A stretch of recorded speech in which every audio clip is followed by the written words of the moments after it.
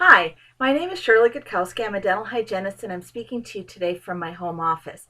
And you've seen that there's quite a number of little videos on here, and I thought, well, maybe you don't care, or maybe you do want to know what my CV is, my curriculum vitae, and what makes me so special. Well, let me start by saying that I've been a dental hygienist since 1986. And in that year, I graduated from a technical school, Madison Area Technical College, and I proceeded to be a clinical dental hygienist. And I worked as many hours as possible, sometimes over 40 hours a week, but usually at least 40. And I worked in a number of different offices, a number of different kinds of offices. Mostly I worked in general practice offices. And so I got to see a number of different kinds of patients and a number of different kinds of conditions. And in 1997 or 1998, I started to become extremely dissatisfied with clinical dental hygiene. I know, it's hard to believe. And the biggest reason was this incredibly thick glass ceiling that there is in dental hygiene. So I had my little 2-year degree. My youngest of 5 children was now 17, and I thought, well, maybe I will go to college, finish my baccalaureate degree, my undergrad degree, and see what happens after that. So in 1999, I graduated from Marquette University with a bachelor's degree in dental hygiene, and guess what happened? Go ahead, guess. Go. No, that's not it. Go ahead. Yeah, I'll just tell you. Nothing happened. Nothing at all happened. I didn't get a raise. I didn't get more responsibilities. I still practiced with the identical scope of practice that I had before. And I was working again with a dentist, a nice man, a nice dentist, a perfectly reasonable, perfectly capable dentist.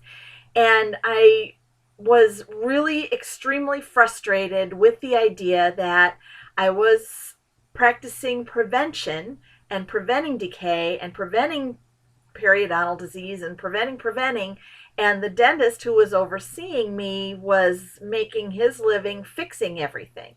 So I had some really weird kind of mixed reactions to that. So that's a topic for another day, I guess.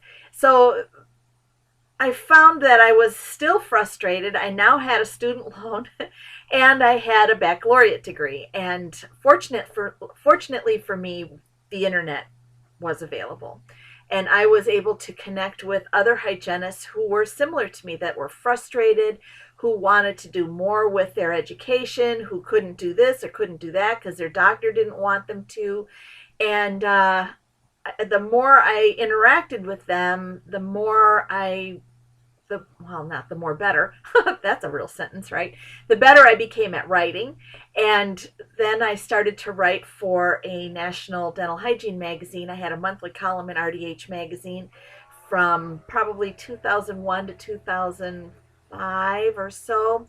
During that time, I also wrote and published my own book with a co-author, Amy Neves, who is now Amy Petrillo. She has the most active and the most exciting dental hygiene list, interactive dental hygiene email community, probably of anybody else. And we wrote the Purple Guide, Developing Your Clinical Dental Hygiene Career, together. And we self-published it together, and we're selling it together. It's still available at rdhpurpleguide.com. Then I started in 2000, well, right around 2005, 2006, writing for another magazine, a peer review magazine, a monthly column in a peer review magazine, which kicked my butt. And that was Contemporary Oral Hygiene. The magazine has folded, not because of anything I did, I'm sure. And so I've also done a lot of speaking. I've spoken in just about every state in the country, and I've also spoken in Australia, Switzerland, Germany. I've also contributed to the California Dental Association Journal edition that talked about using CAMBRA in daily practice. CAMBRA is Caries Management by Risk Assessment. That was a really wonderful opportunity to contribute to that and work with others who are really excited about the future of dental hygiene and dentistry. And I also did a couple of studies. One was on the use of xylitol in long-term care facilities.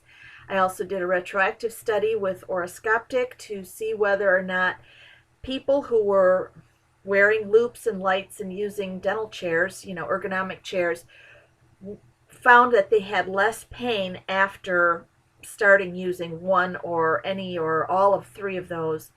And we found that yes, they were having substantially less pain. And so that was pretty cool. And I also helped design and run a study on xylitol, using xylitol in a clinical practice for 30 days. And the results of that study were unbelievable. So xylitol works like crazy, and if your doctor or dental hygienist hasn't talked to you about using xylitol yet, you should ask them particularly. I have also been awarded two major awards that I would like to talk about.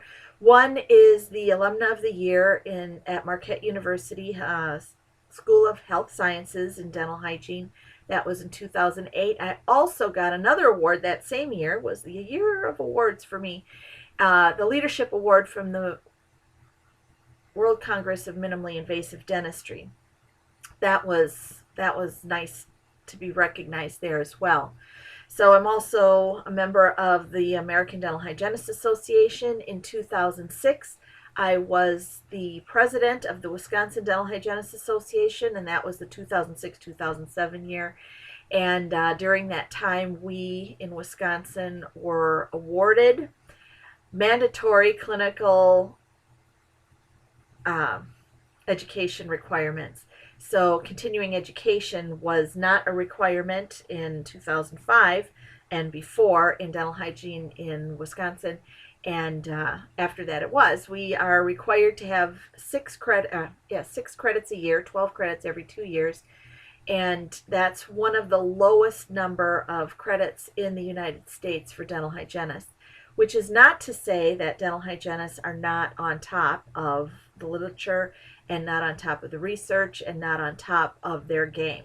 It just means that the state doesn't require us to take continuing education, and that's fine with me. So that's the overview of my CV. I've written dozens and dozens, well, probably a couple hundred articles. I've also written for Diabetes Self-Management. If you go to Diabetes Self-Management, to their online version of the magazine, you'll find very few articles on dentistry or dental hygiene in that magazine that wasn't written by me. I also was almost the cover article in Healthy Living magazine, and I got bumped by a famous singer, and that's just how things go, I guess. I'm also one of the coaches from Career Fusion. Career Fusion is kind of a career GPS to help dental hygienists in particular, but anybody who works clinically. It's a way for them to get together with people of like mind who have done something else with their education. Career Fusion, the title, is pretty reflective of what happens at our meeting in January. I'd like to have you look that up too at careerfusion.net. You can find me on Facebook, you can find me on LinkedIn, you can find me on Plaxo and Twitter. One of my popular handles is ShirdDent, ShirdDent, and you can find me anywhere on the internet. My name is Shirley Gutkowski, Gutkowski, and if you'd like to talk to me about your current oral health situation, I'm happy to do that. Thank you.